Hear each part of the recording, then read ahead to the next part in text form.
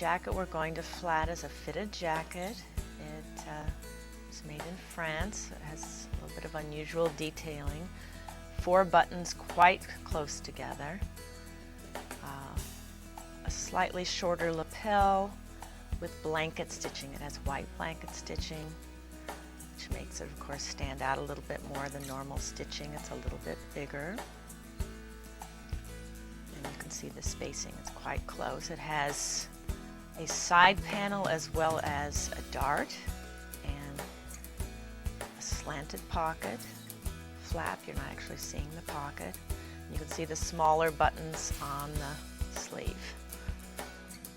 Now this is the template, and of course that's the template that is closest to the jacket that we're going to draw, and so we'll use that as our base. Looking at the lapel, I see it's a little bit shorter than my template, and so I'm shortening it up slightly. And in the beginning, you may want to use a curve and a ruler to draw your flats. If you do a lot of flats, you'll probably get proficient and won't need them anymore. But something like drawing a good circle for a button, you may always want to use something like this to get a nice precise circle. Of course, we add buttonholes. The shape is very similar, but of course my pocket is different. I have just a pocket flap that's slanted, but the placement is very much the same. It's on the hip. Those curved corners and my nice blanket stitching.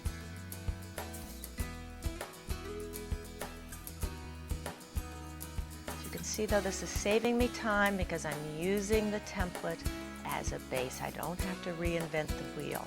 All I have to do is look at what is different and go in and make those subtle changes. I have my basic shape already drawn for me. Again, I'm using the curve to make a nice smooth line. I'm adding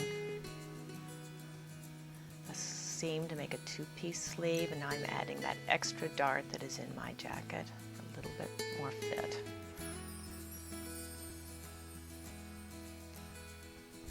The dart goes on through because we don't see the actual pocket.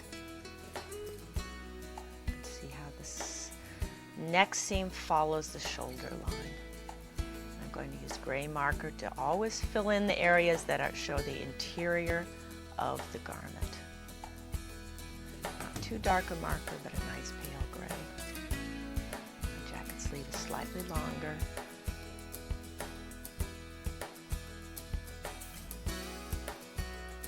You can see how that pocket looks without the underdrawing. Now I'm going to add a detail. My buttons are actually quite unusual. They have text on them and a little rim. This is how I would show a detail of a button.